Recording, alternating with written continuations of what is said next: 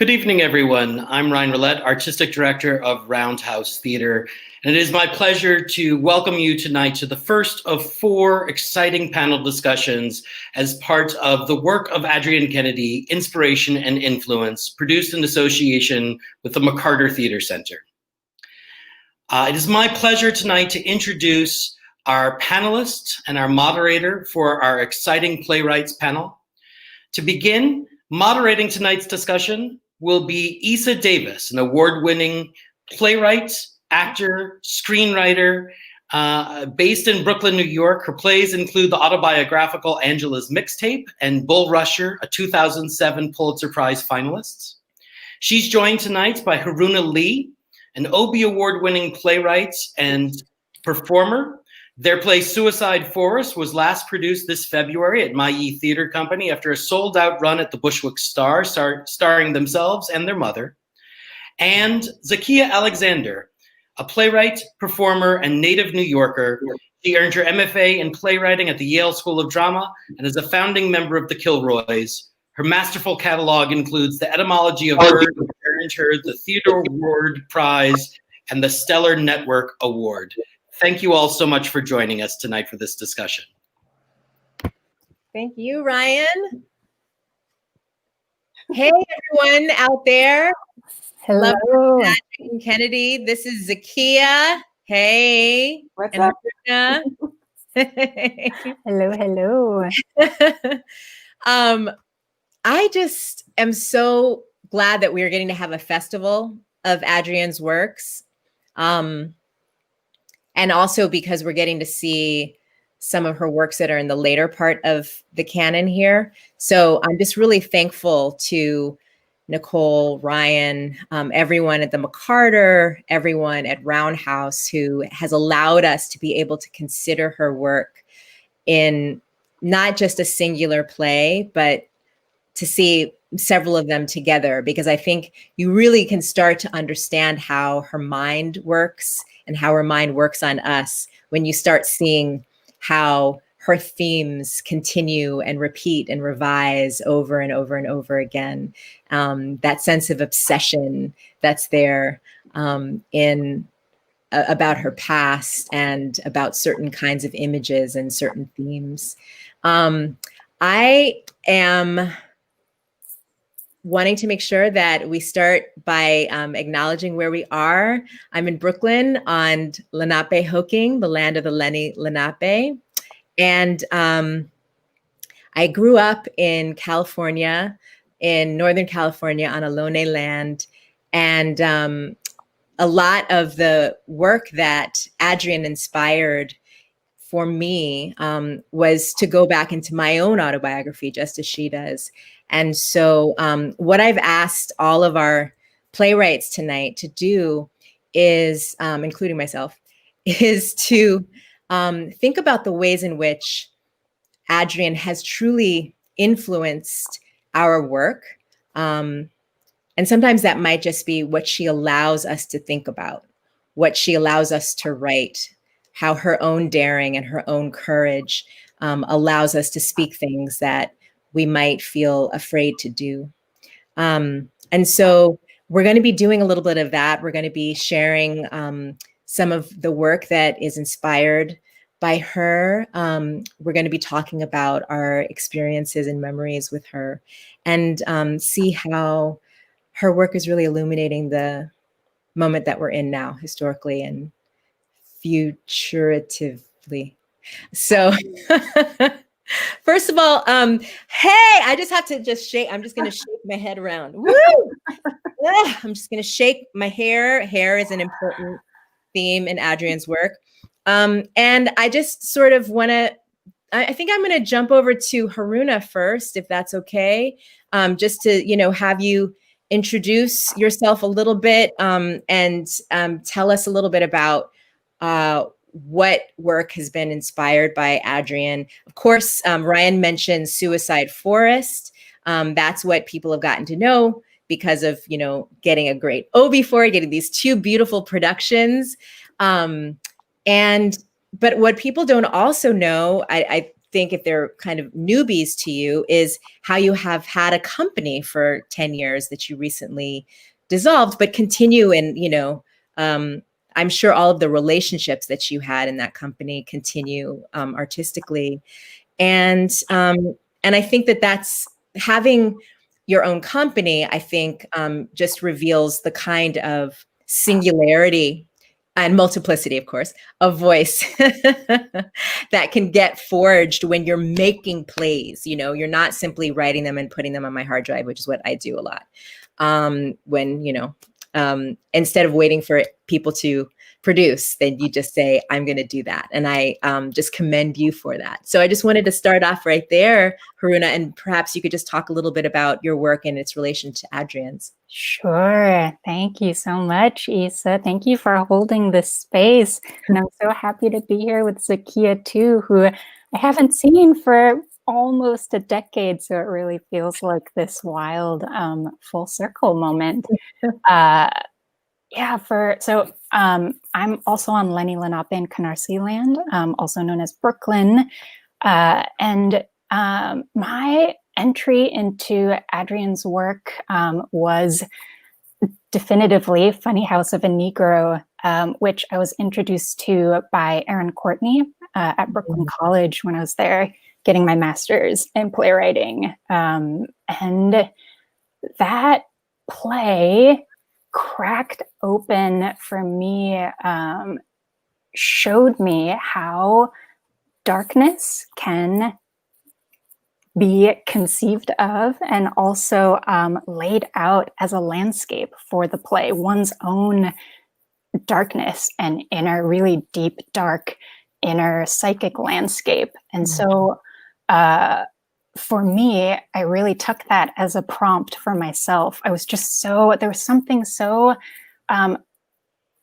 attractive to me that she could really hit on this measure of self-hatred that she was accessing and just letting it pour out on the page. And I, as Asian American, as Japanese, Taiwanese, American human, was so drawn to that because I think in my upbringing, in my livelihood, my culture, that amount of self-hatred is so present and also manifests as a kind of self-erasure at all times. And so then for me, I was like, okay, what is this dark, sticky landscape, psychic landscape for me where darkness can live, where my own autobiographical, auto-fictional kind of dark dream space. And that brought me to Suicide Forest, to Aokigahara, which is this real forest at the base of Mount Fuji where a lot of my people go to erase themselves. And that forest as a landscape really represented something inside for me and felt like a location where this play could take place. And from there, I know for Adrienne, she's really pulling from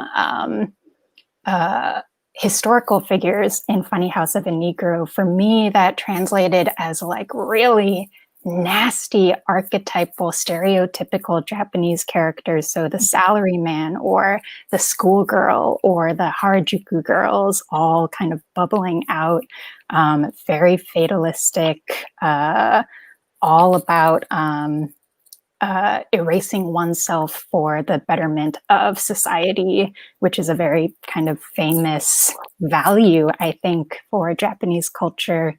And the ways in which that has caused me, and not only a Japanese person, but also an American person, how those values have been embedded in me and woven in, and then coming out as an American play.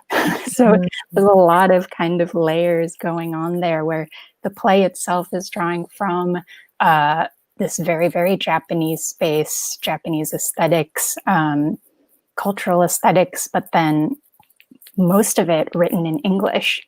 So Wow. I'm really struck by what you're talking about with suicide as erasure, because I think you could also argue that it's a way of stamping yourself into existence again,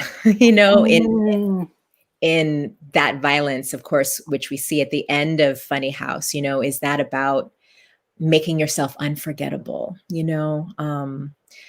anyway.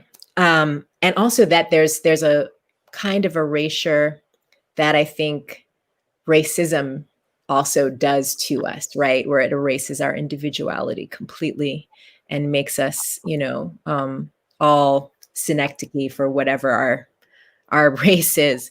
But I'm wondering, do you think you could read a little bit from Suicide Forest for us? sure. Read a little bit? I would love to. I think we would all like to hear that. Yeah? Sure. Yeah. I'm asking silence, but they will all. Let's hope people want to hear. I'm going to read one of the first scenes here from the play. 1. Mountain. Salaryman and friend are looking out at the national mountain. Salaryman. When the clouds bunch up over the mountains like that, they say it's bad luck. Friend. Oh yeah? Salaryman. The air gets cold, the light goes away. Friend. And the rain it comes out. Salaryman. Is it raining already? Friend. Rain is a big cause of suicide, Salaryman. Up over there, it's definitely raining hard. Friend. Why do people... It makes sense and it doesn't. Have you ever thought about, Salaryman, doing it? Rain. Friend. I was golfing up there in those mountains once. Salaryman. You were golfing on the national mountain? Friend.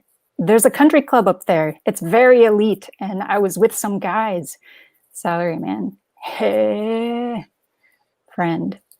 We were all using clubs made of gold. It was pure gold, and the golf ball was made of pure silver, and the putts were made of pearls. Salaryman. That's incredible. Friend. I was putting like this and putting in that direction, and out of the corner of my eye, I saw this something, a swinging in the trees. I thought, no, it couldn't be. But then, why not? It looks heavy enough.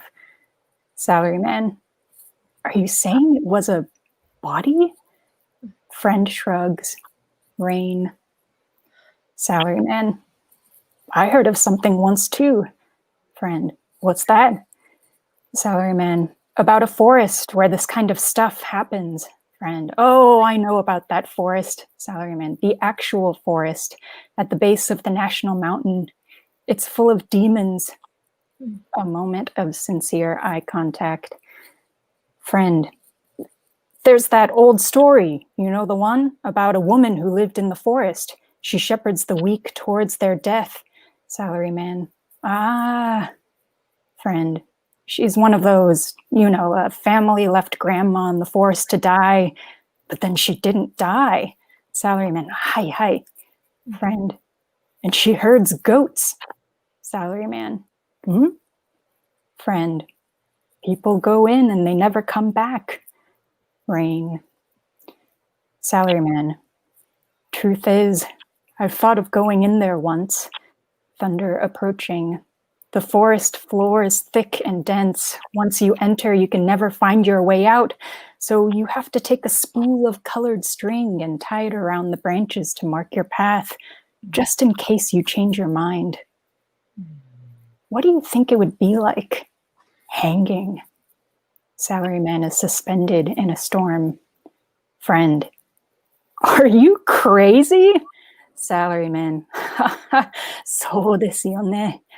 Friend. Men who choose the forest path are all cowards. Salaryman. Yes. Friend. Like I said, it's the rain that makes one do it. Friend slithers out through a hole and exits. Thank you. Wow. Thank you.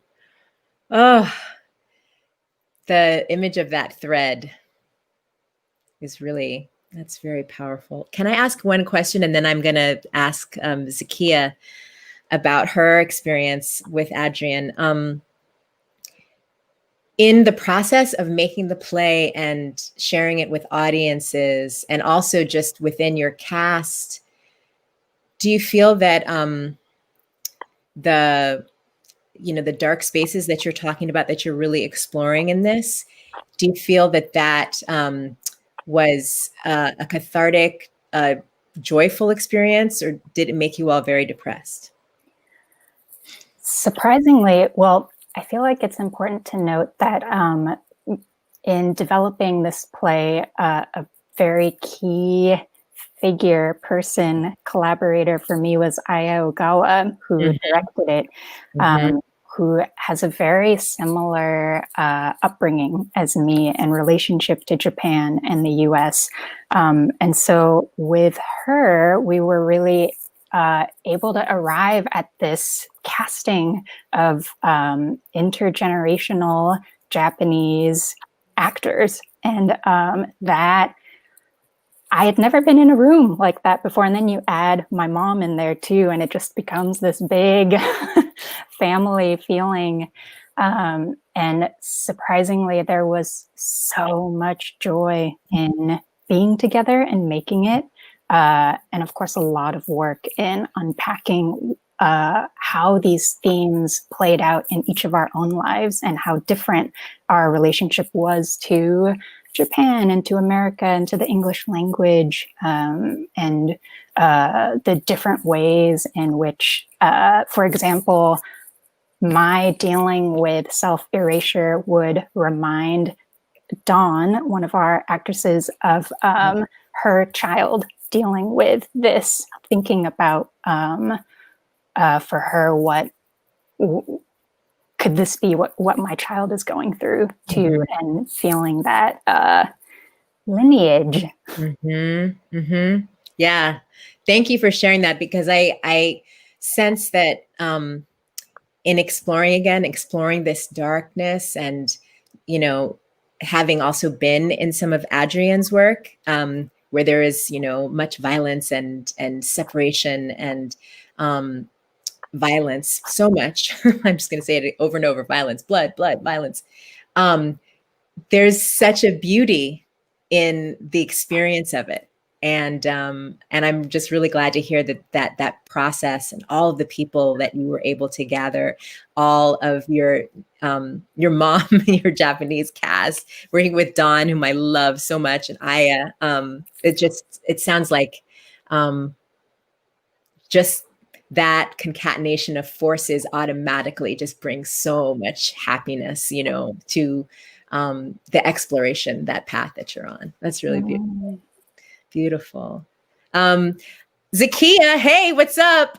It's been so long, Eisa. What'd you say? It's been so long since It's been so long. It's been so long. I know, because Zakiyah and I go way back to the very beginning of time in New York, hanging out, just chilling at New Dramatists, talking smack whenever we see each other on the side streets. But yeah, hi. So much has happened. So many lifetimes have passed. Several. And so the thing, when I think about Zakiyah and Zakiyah's work, I think about, all these beautiful times of being at New Dramatists, watching a reading of Blurring Shine, for example, or the old SPF, and getting to, that was sick, right? Wasn't sick there? And going to see, 10 Things to Do Before I Die up at Second Stage. Wow, that was like with young Kyle Beltran in that. Oh my goodness. Before he was famous. Yes, before he was famous. Just so Etymology of Bird Hip Hop Theater Festival, right? Yeah. Something that we were both part of. And then, of course, Girl Shakes Loose Her Skin, that amazing piece with Imani Uzuri and the words of Sonia Sanchez. that, you all have been developing in a lot of iterations over these years. And of course, you're in LA now. I'm Is in that Buffalo. I've been in New York. you are? I still have I'm sort of bi-coastal Okay. and back and forth. And I came back to New York in August. Mm-hmm. And now I'm visiting my grandmother, socially distanced. I'm in a hotel in Buffalo. Oh, that's great. Oh, dramatic. To see your old people again is sort of the question of 2020. Yeah. Wow. Well, since you've been through a lot of hills, valleys, peaks, crests, all kinds of things, as you've crossed this country in your journey as a writer, because you've also written for television, Grey's Anatomy, Hunters, 24, Legacy. And how does Adrienne's work inform yours when you're kind of moving in all of these different genres? I think I compartmentalize a little bit. I'm still sometimes do theater. I feel like I'm almost retired as a theater artist, as a practicing theater artist lately. But I think Adrienne, for me, as much as she is so extraordinary on the page, I think she's been really helpful for me about thinking about structure. What does a map look like as a play? How do you map out a journey? What does that sort of look like? How can you guide a play that's not naturalistic through its sort of life? But I actually, in a weird way, at this point, Adrienne is more about the person to me. And the person, Adrienne is one of the reasons why I wondered if I should be in theater anymore. Sort of a few conversations that I had with her. And some of them, we've been having I'm one of the email chain people. Hi, Adrienne, if you are watching. And one of the things that she said to me, I first kind of got in contact with her when we started the Kilroys, which, for those of you who don't know, is a list that started to sort of list women, non-binary, trans playwrights who have not been seen, and to sort of give a list for theaters, list of unproduced or underproduced plays that should be in the canon. And I'm not a Kilroy member anymore. Now there's a new class of Kilroys who are leading that crusade. But when we were first doing our very first list of who are the playwrights that should be on this list, both Paula Vogel and Adrienne were on the list. And I got the job to contact Adrienne. And I was so excited to email Adrienne. And I was like, "You're on the Kilroy's list. Are you excited?" And she said, "No, I don't want to be on your list. I'm not a playwright. I'm a writer. I'm an artist. I do not want to categorize myself as one thing. I am all things." And it was such an interesting sort of response because it was the unexpected response. And as we began to exchange emails, one of the things that she said to me is how angry she's been that she's not on the stage all the time, and the way that most people know her is educationally. And I thought, oh my God, that is the trope of a Black woman playwright. You are taught, you are not received in the same way. And her peers were all the playwrights that you sort of know. Edward Albee was one of her peers, but she just never got to the stage as much as she got in an intellectual sort of way. So all the writers I know have grow up on her. We know her work changed our life, but it's so rare that the actual productions of the play informed us. It's the way that it looked on the page. Although I've seen a few productions, I've seen 2 or 3. I don't think there's been more than 10 in my entire life as a New Yorker, which is my entire life. And so it made me sort of think, what am I doing? To a certain extent, what do I expect for this journey to be as an artist? And what does it mean to sort of grow old in this industry, in an industry that doesn't really see you? And her work is about being seen. It's sort of exactly the opposite of what was sort of happening to her. It's sort of, look at the generations of my existence. Look at how I've tried to craft my person. Look how I'm educated. Look at all the things that have happened to me or my characters because we are Black women in this world. And it just sort of made me, in a positive way, not a negative way, sort of really look at what is the genre that I should be in and play in, and what would give me the most satisfaction. And will I also be 80 years old, angry that American theater did not do me justice? And I think that there's a big part of her that's really excited that this is probably happening, and that there are all of these writers that she's sort of trained and inspired. But I know that there's another part of her that's sort of like, how come I wasn't Edward Albee? And that's really what she should be. She should be on the stages every season or multiple seasons. And that should have been happening when she was younger as well as when she's older. So there's something about her entire existence as an artist that's inspired me and actually sort of challenged what does the world want to see and what does it mean to be a woman of color working in this genre at all. Mm-hmm. Mm-hmm.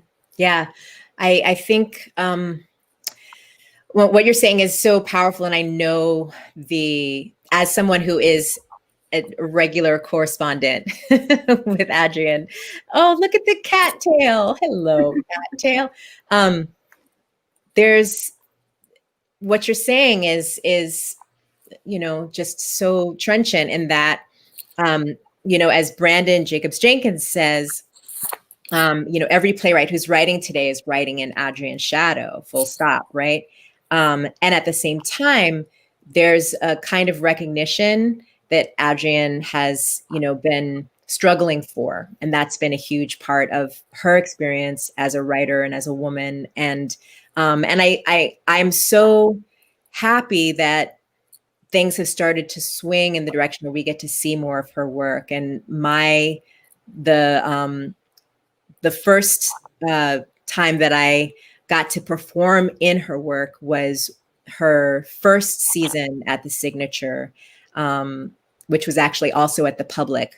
And Jim Houghton directed the play that I was in, June and Jean in Concert, which is an adaptation of her memoir, People Who Led to My Plays. I got my equity card. It was like, this whole beautiful, beautiful experience.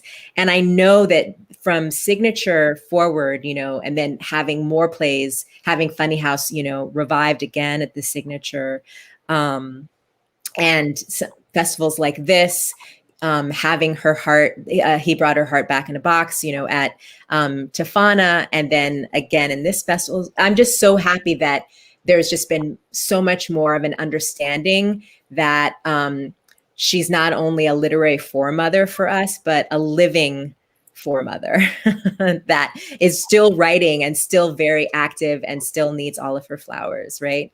So, Zakiyah, do you want to read anything for us that feels inspired by Adrienne, the person, the woman? I'm going to figure out how to read while looking at the screen. Yeah, this is really, I was thinking about how this is really inspired by Sleep Deprivation Chamber, which feels like the most present of all of her plays in a way, just this moment in time that we're in 2020. And actually we've been in forever as Black Americans, I think, with our relationship to the police. And I read this play as a younger writer, and I think it just sort of laid there as sort of like a seed, the way I kind of think the best inspiration happens. It's just sort of was one of those plays that I don't think I felt I was old enough to really understand until later. It was a play that really sort of grew with me as I got older and sort of realized where we were in the world. So this play is not inspired, but I think it lives in the same landscape. And it's How to Raise a Free Man, which is my last play, maybe ever. And truly. And it is the very last monologue of a play where a middle-class Black family is trying to raise their son. And they live in Pelham in a place that's wealthy. They've strived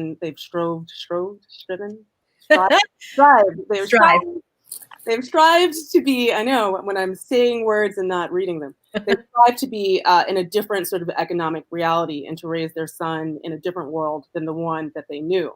So this is the very last coda of the play. Their son is in his first year of college.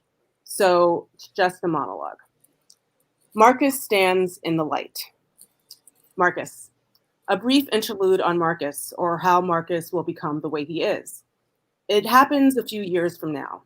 After I leave Pelham, after I leave my parents, I'm in college out of state, and college is so much better than high school.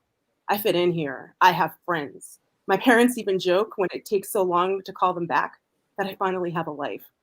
And there's this party on a Thursday. Everybody's going to be there. But I don't really want to go because I have an essay due the next day on changing economic realities, and I'm geeked to work on it because looking at the world critically is becoming my new thing. But my friends are like, come out, just have one drink. It's also Caroline's 20th birthday, and she's cool. There's even a chance that she might like me. At least that's what David thinks. So I say, I'll join them later after I finish in the library. And the bar we go to on Thursdays is like every other random bar in America, wood paneled, shitty drinks on special college nights. And I'm starting to love a whiskey sour. Makes me feel kind of cool to order it, to know what I want from the bar. I'll take a whiskey sour. Yeah, I'm underage, but if you look close, you'd see almost everyone in the bar is pretty young. Kids playing beer pong and going shot for shot. So sure, I'll come out for a drink and maybe see if Caroline really likes me, although even if she does, I'm not sure what I'll do. It's late when I get there. The line's pretty short. Sometimes it wraps around the bar. There's a security guard. He must be new because he doesn't even look at my college sweatshirt and wave me in. He wants ID. Oh no, I must have left it in the library. I'm trying to explain and trying to figure out how to at least tell Caroline happy birthday, because if she really does actually like me, this is probably going to look bad. Oh, hold on. Let me find this. Because if she really likes me, this is probably going to look bad. The large hand that grabs me by the neck surprises me. He's got his hands on my arms saying, "We know who you are, buddy." Weird that he calls me buddy so casually with his hands squeezing so hard. And suddenly there are cops surrounding me, guns drawn like a nightmare. It's a nightmare. And it's Caroline's birthday. Plus the thesis on the essay still needs work. I'm not done. And I've got an impeccable GPA, but no one asks. They're pushing me to the ground, slamming my head into the concrete. I've never been into a fight, never had blood in my mouth. There is sweat on my upper lip and a rage inside me, a rage that I have never experienced. I am flushed with anger. I have never been so angry. And suddenly I see things very clearly. I understand what it means to be in this skin in this country, but no one is listening. So I scream with a voice that I have never used before. Marcus steps away from his mic and steps closer to the audience. The ensemble enters, each raising a phone in the air, recording the scene. Marcus, stop. Please, please stop. Marcus keeps his hands up. Sound of sirens. Blackout.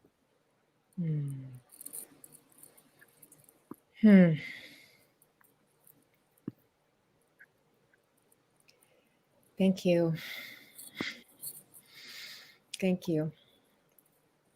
It's the deja vu, right? That we have when it comes to police brutality. I was thinking about sleep deprivation chamber and how it was happening. And then she was writing it at the same time that Rodney King was beaten in LA. And that there was also video of her son, Adam, being beaten, that there's, again, this documentation that we all have to do and are like re-traumatized by, Thank you for that. Thank you for writing plays. I'm glad you're still writing plays, even if, and I know what you're talking about, where you're just like, I'm so done. I'll just add a little bit about my experience with Adrienne, and then we'll start to open up some questions from the audience, open up to some of those questions. So if you have some that are starting to populate your mind, feel free to put them into the chat. Like you, Zakiyah, I guess it's actually both of you that I know Adrienne's work and I know her as a person. I really feel like she's family, actually. And that there's so many things that I recognize from her upbringing and how she writes about her family and how she mythologizes her family and loves them, has so much nostalgia, right? That she talks about how, just listening to her mother tell her about her dreams in the morning and seeing her father, that those are the words, that kind of rhetorical space was something that she's just been trying to repeat in her own way, as a writer. And I think about how, wow, I mean, I first met her in 1991 in college. So this would have been right before she was, no, I guess it would have been, sleep deprivation was what she probably was working on at the time. And she taught a class where we all got to write one acts. And she gave us such amazing exercises. And I said flowers, and she loves flowers. She has a piece called Letter to Flowers. She talks about flowers a lot. And that was one of the questions she would ask us as one of our playwriting exercises was, where do your characters go to buy flowers? And she always talked about the importance of including what's going on in the world inside of the psychological landscape of what's happening with your characters. She talked about that a lot. She talked about nightmares and as well as dreams. And then as I started to get to know her work and wrote in the class, I started to see that we had this similar desire to just write autobiographically in the way that we truly valorized, our childhoods and our parents. And so I think that the thing that it's so hard to talk about Adrienne because of knowing her and her work so well. It feels like it's just part of my pores, and so I think a lot about how she really inspired me to write my play Angela's Mixtape. She said, you've been writing a lot of plays and that's great. And it's okay for you to write about your Aunt Angela Davis now. It's okay. You can do that because you've proved that you're a writer. So you can write about her. It's okay. And then, of course, the play ended up being in some ways less about her and more about my mom. But that was a large kind of act of generosity on her part, where she just gave me license to, just crack open the door and talk about my experience and have it be as important as my aunt's or my mother's, that was okay. It was all right to think that way, that I was an equal in my own family, I want to I'll read this one little bit from Angela's Mixtape that is just very silly, and yet very, very profound for me. And I'll hopefully explain that to you in a little bit. Okay, so this is a section called Back to the Future. In the background is some Aretha Franklin playing. It's her song Jump. And I will revert a little bit to my childhood self as I read this. And it's a scene between me and my mother. We just went to see Back to the Future. My mom and I have a debate afterwards. Not only do I express my opinion, I argue against her, a lawyer, and hold my own.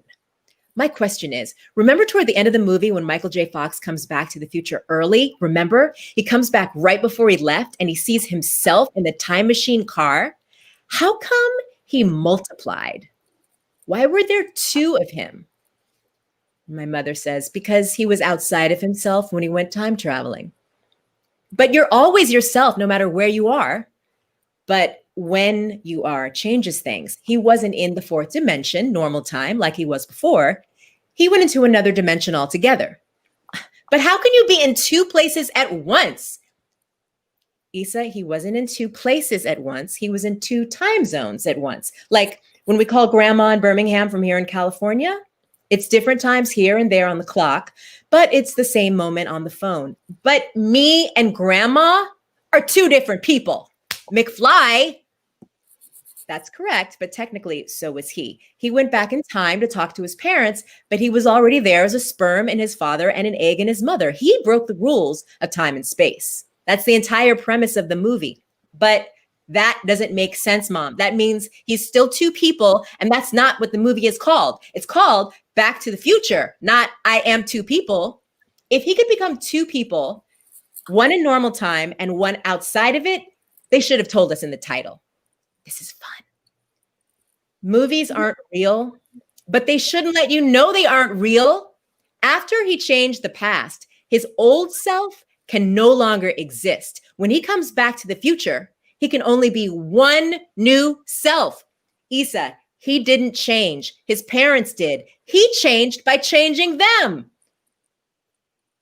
It's a metaphor, Eisa. You have to look at it that way instead of literally. I know it's a metaphor, but it's not complete. Okay. That's my Back to the Future moment. So I found myself going back to that question over and over about trying to go back in time and fix the future.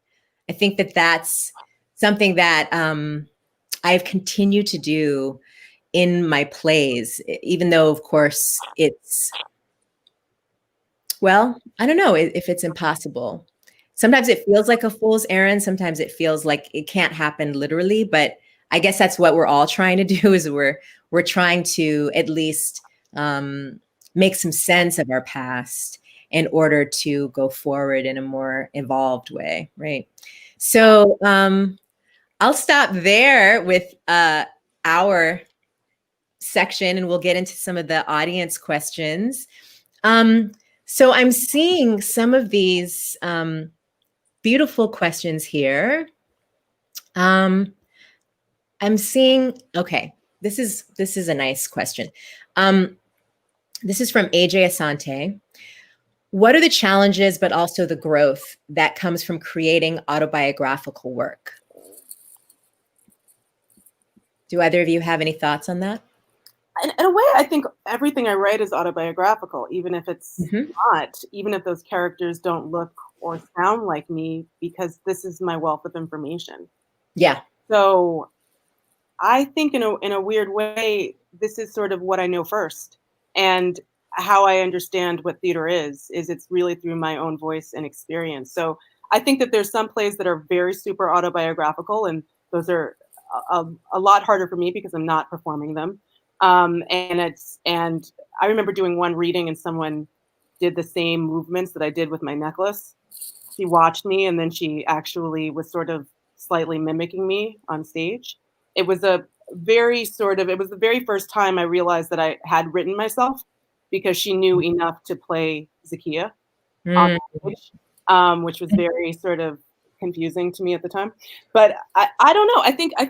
I think that this is how, when I teach playwriting, I really start with you. I start with the writer as the very first sort of, what is the conversation that you would have? What would you do? And then you begin to put clothes on yourself. And those clothes might look like a different person, might sound like a different person. But I think everyone from Tennessee Williams to Adrienne is really sort of writing the story that they know. And there is no way to separate the autobiography. I'm illiterate. Yeah. Well, I'm thinking, something that Adrienne said is, that she struggled often to try to make things up and then discovered that the real things were more powerful than her. I wouldn't say, well, just what she made up. Mm-hmm. Yeah. I had an interesting experience with Suicide Forest. One of the lead characters is this young 16-year-old girl named Aziza. And for a long time in its development, I had somebody else playing her until finally Aya was like, why aren't you putting yourself into this character? You do it. You wrote her. And I was so terrified of taking her on because I had, inspired by Adrienne, drawn this really despicable 16-year-old character who was so infantilized by the world, so only relying on this like overt sexual, like demure, Japanese kind of gross sugar-coated sexuality. And it was so hard for me to embody that. And of course, the ending of the play started to change once I put myself in there, because I knew I had to map myself a way out of that character as well. So then the ending really transformed into this transformative moment with my mother, who plays this demon throughout. Yeah. Oof. Right. That in some ways, the process of writing the play there's a kind of exorcism that happens, you know. That's I definitely, you know, in writing Angela's Mixtape, I had a real breakdown. I think it was we had a first preview, and then we were in rehearsals during the day. It was directed by Liesl Tommy. And we were going through some changes, and I was just really kind of low and just sort of, I don't know, all of my chi was just like not really flowing. I was just kind of seeming a little bit crumpled up, you know, inside of a shell. And Liesl came up to me and she just was like, what's going on? And I said, well, I don't know if this is any good. You know, it's just the concern a lot of us will have about our work, you know, unless we're just full raging narcissists, right? Or maybe we are narcissists and we're constantly worried it's terrible. But hopefully I wasn't that.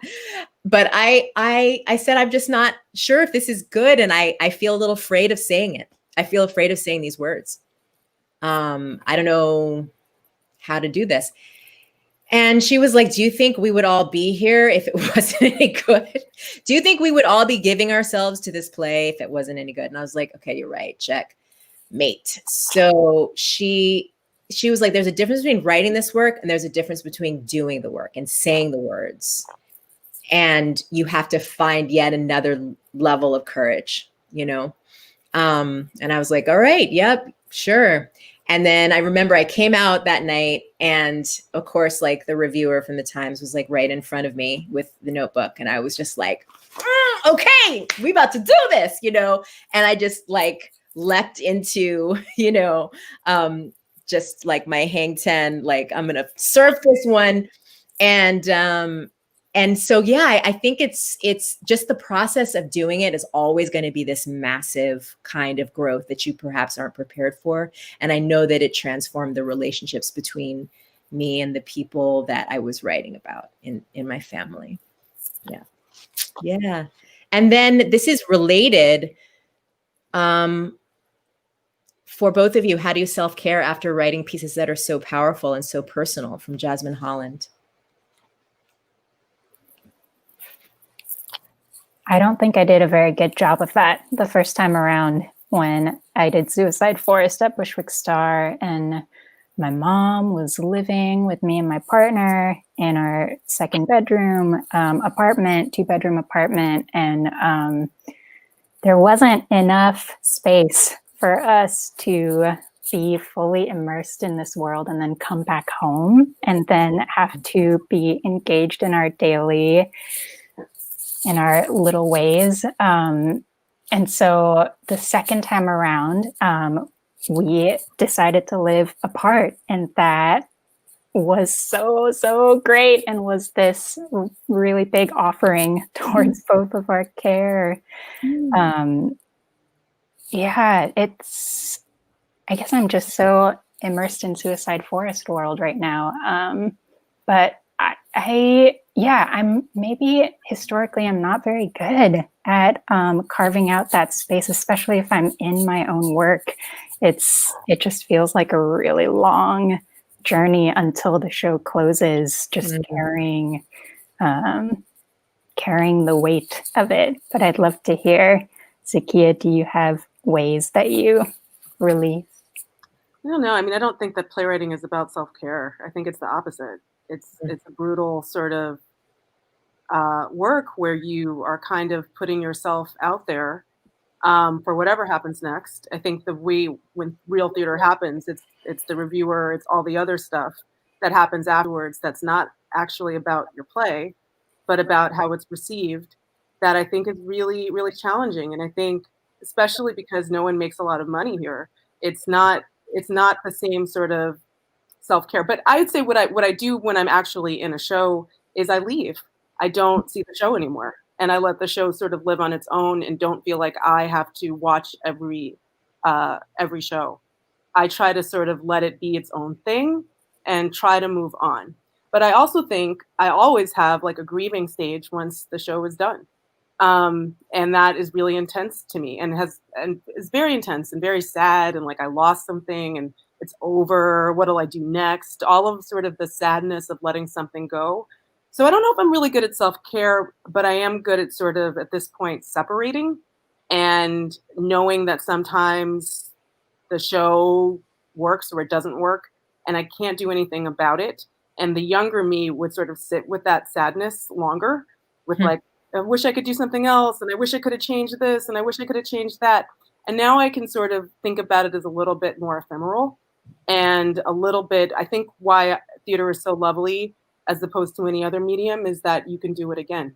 And there's something about that brings me a lot of joy and there's always another do-over for the rest of your life. There's a do-over possibility and that brings me a lot of joy. But I don't know. I cannot think of a single playwright that I personally know who's good at self-care. Yeah, I think if Adrienne were here, she'd be like, what self-care? She'd be like, what are you talking? What is that? I don't understand. I want to ask a few questions and then we'll start our wind down with something that I'm seeing here. Another great question. What are some of the images that really strike you from Adrienne's work? You know, her work is so imagistic. It's just, you know, she fractures herself into all of these different personages, I want to say. And there's like, you know, there's a lot of twinning that happens. There's this heroism that's happening. There's, you know, this sometimes like cannibalizing self-knowledge.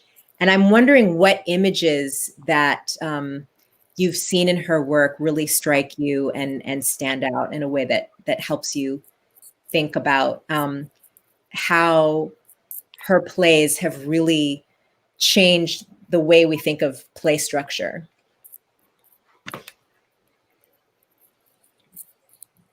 That's such a hard question. Yeah. Hard question.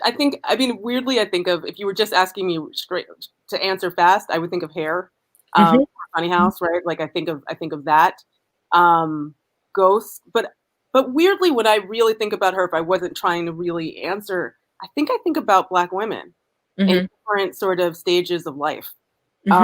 What I really think about is a young woman and an older woman, and it has nothing to do, it's not really the visual images in her plays, but it is sort of the character of her plays. And as I was sort of looking at all of the plays in this festival, I think that's what I was sort of struck by is sort of, it's almost the same woman.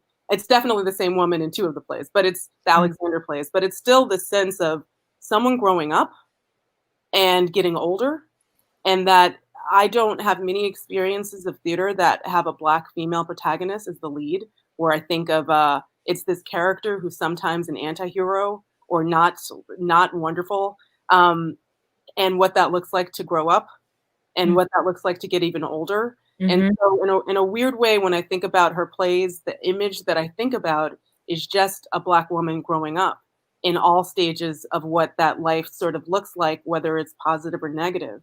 And I think it's so clearly because I don't think there's other plays or another writer where I would see that Black female protagonist all the time, so clear and so the lead of the show always. And that's kind of what I'm left with.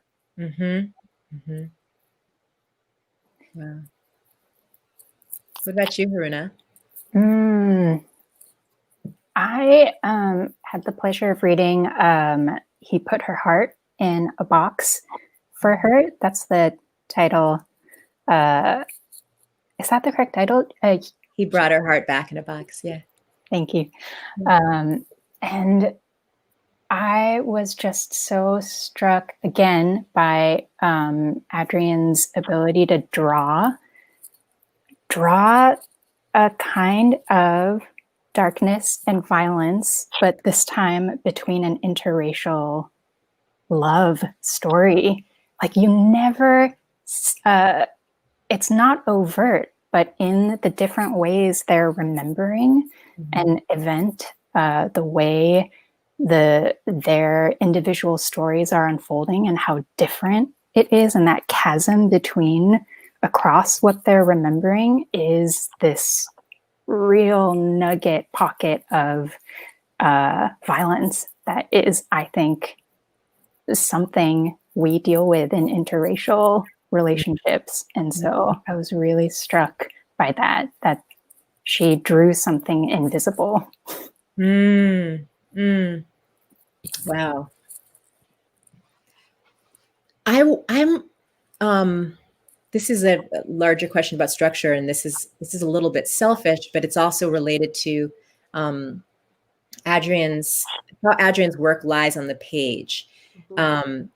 Because something that we all know about her work is the simultaneity. There's like so much happening, history, past, memories that cycle,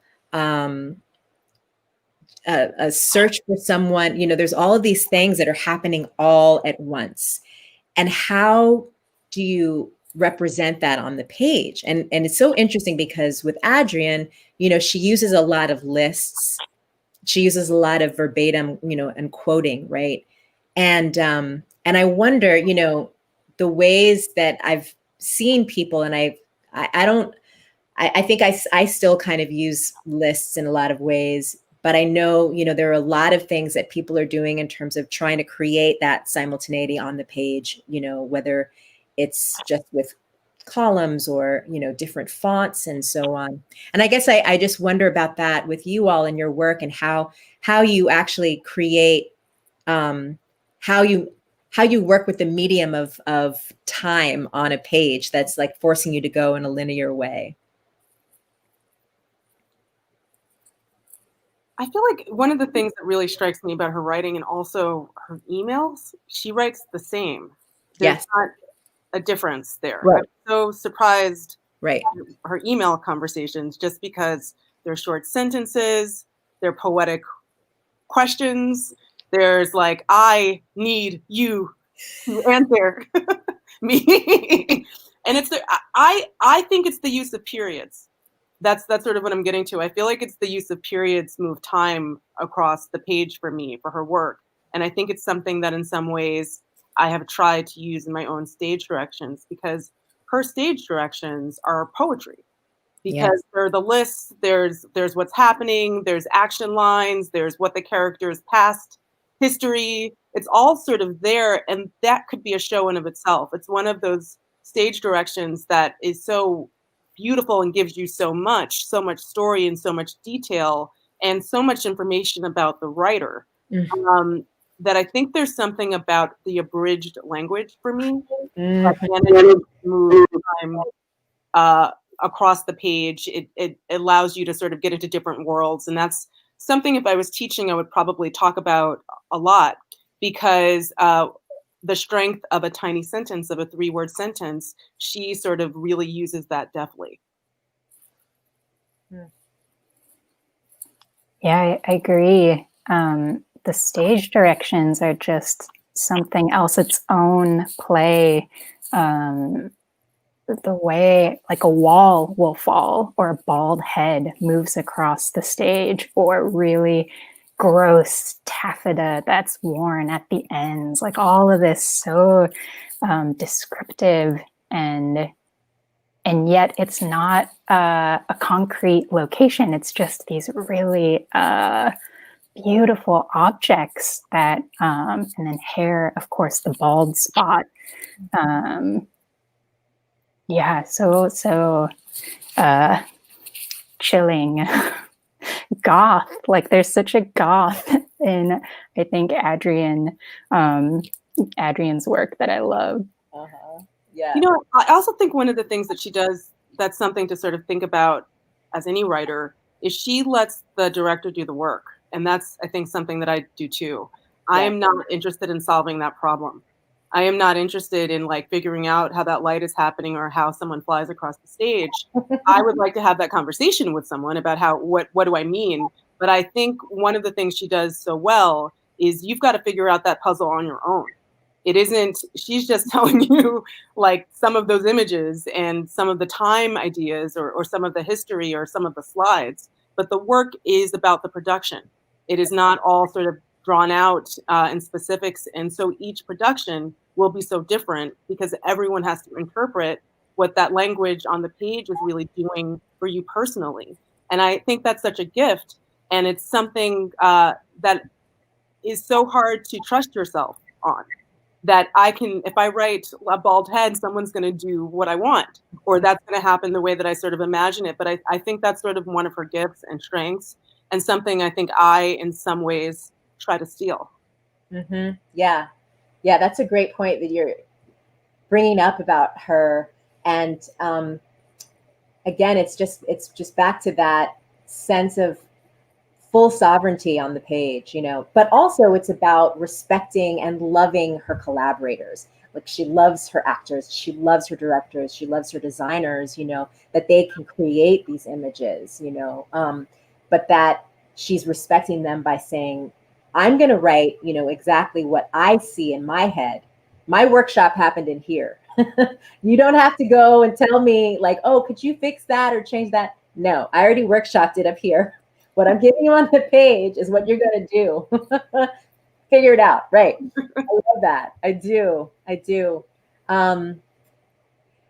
There's so much more to talk about. I want to ask this question here from Sheree Merriweather. How does the panel think Kennedy's work will influence the future generations of writers? What piece of her work do you think will resonate with them, encouraging them to be more experimental? I mean, I think she already has. I mean, I think it's the future is us. I mean, I think in a really weird way, if you think about history, the way that I look at American theater, I would say the jump of who got produced was sort of Adrienne to Susan Laurie Parks. And I would say probably SLP would agree like that it's coming from the same sort of language because she was the first that we got to sort of see and had a breadth of material that a woman of color was writing things that were not linear and naturalistic. I think she's really the pot that we have to sort of draw from. And it's the reason why she's part of all of our educations is because she's really the number one in a lot of ways. So I don't know. I think she is really like the paint that we have to sort of go, well, this is what's possible. And if this is possible, then probably anything I want to do is possible. So I just think that she's just, it's like the alpha omega. She's really the start of this in a way that I've recognized it. There might be other artists that have not been produced that I cannot recognize. But in terms of people who have been prolific and been a staple of American theater and American theater education, which I think is probably foremost, she is still who's being taught and who really still excites students. When I was a professor, she really excited all of my students. And I know that those people are still referencing her material. And I can't imagine that will ever stop.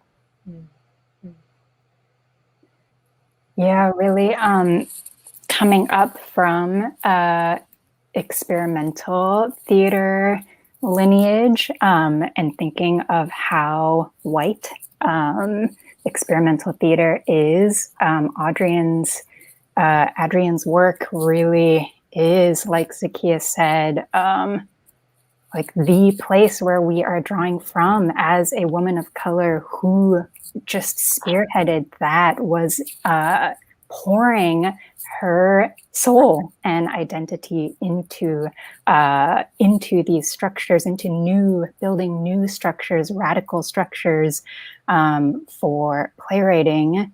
And I think for this moment, I'm really thinking about this invitation to sit with our shadow selves, thinking about darkness. And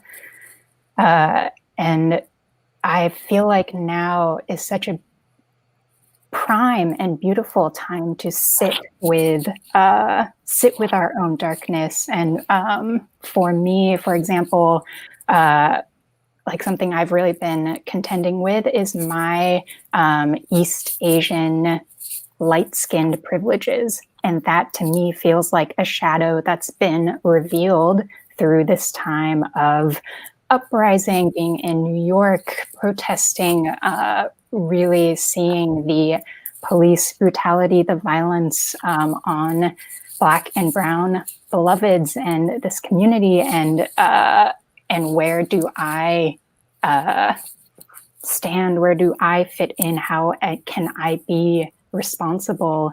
And part of that is just like excavating my own shadow and dark spaces, the things that I have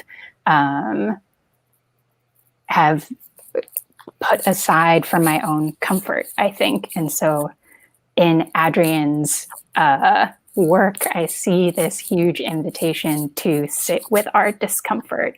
And I feel like that is a great, great prompt for many of us. That's love both of you, just so powerfully stated. And yeah, I mean, I think that it's pretty clear once you experience an Adrienne Kennedy play on the page, on the stage, on a screen, you know, as we are doing in this festival, you feel, people have been using this word a lot right now, which is the sense of reckoning, right? And that's what happens in her work over and over and over again. And, you know, there's something that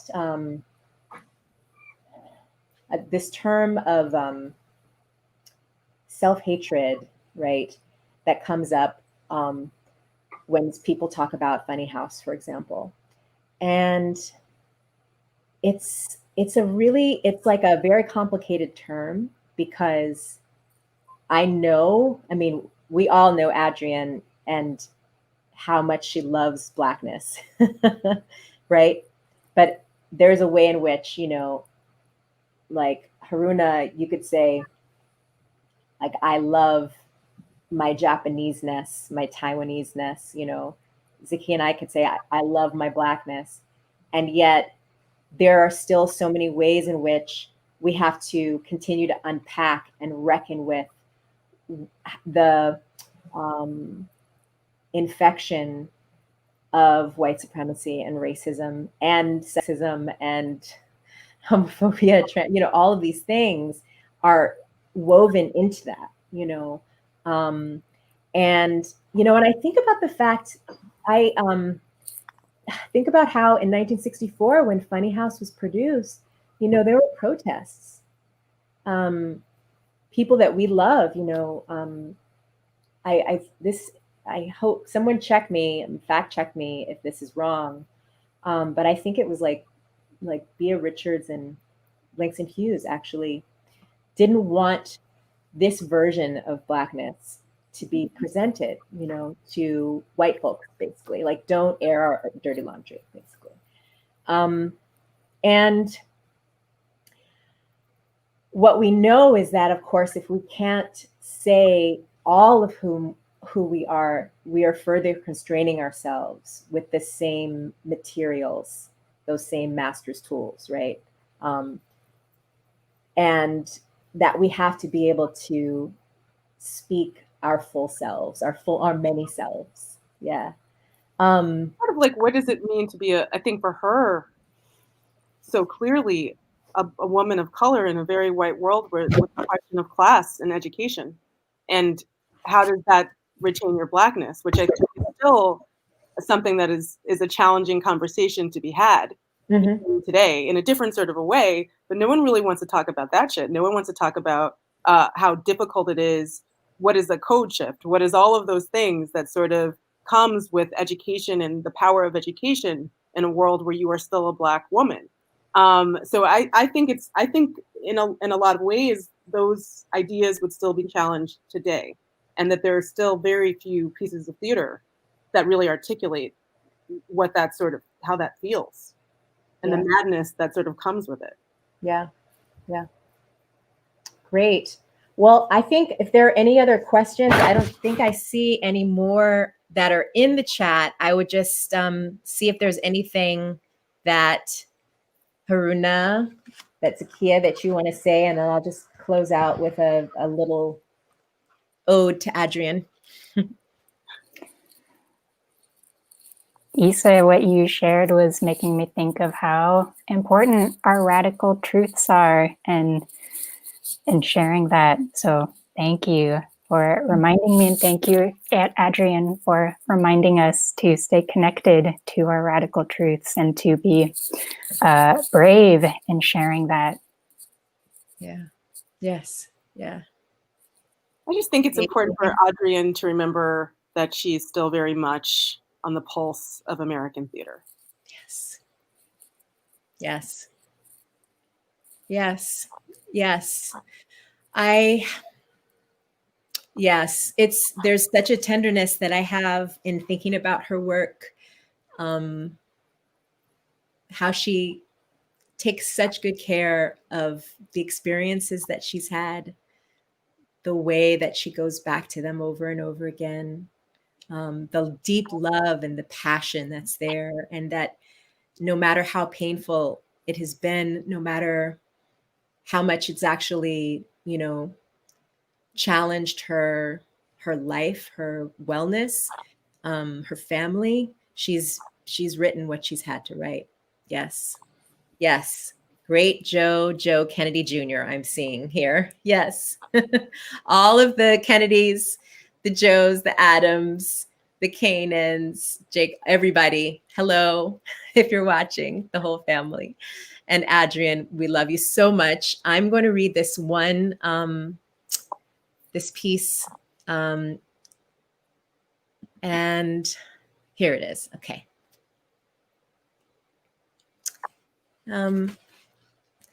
If you do not lie, this is a difficult way to live your artist's life and the perfect way to live your artistry. When you don't lie, when you adhere to your deepest fantasies, memories, nightmares, obsessions, loves, and hatreds, like a molecule holds its atoms, when these obsessions are your very best friends, when you're set upon by them, possessed by them, when they must out, you don't sleep. And when you are awake, you are not in service to anything but them. If you do not lie, if you share your dreams illogic as the purest truth of transatlantic blackness under siege, of the simultaneity of history and future, each image fractal and iterative, if you write it all down for us, you are Adrienne Kennedy. I first met Adrienne when she taught me playwriting. She told me that my play about family in Birmingham was a gold mine. And of course, that is what her family has been to her, a mythic terrain with figures equal to the characters and celebrities in the literature and films she loves. The slicing honesty in the plays we encounter today, not only by Black writers, is a space opened by her work. She cannot find sleep. And when we see what she sees, she robs us of ours. That's our panel for the night. I don't know if anyone's going to do something very fabulous to close us out. Like, is Ryan going to show up again? I'm going to So I was gonna start plant puppetry. Okay. Great. I just want to say thank you to all of you. I crafted an email to you because at some point, I just want to get all of you in the lobby of Roundhouse. We will buy all the drinks in our great new bar. And I just want to continue this discussion because I could have this discussion all night. It has been so fabulous. Thank you so much for lending your spirit, your energy, your love tonight. We are deeply, deeply appreciative. And I know Adrienne will be as well. Thank you all. Thank you. Thank you. Wonderful. Appreciate it. Take care. Bye-bye. Good night. Bye.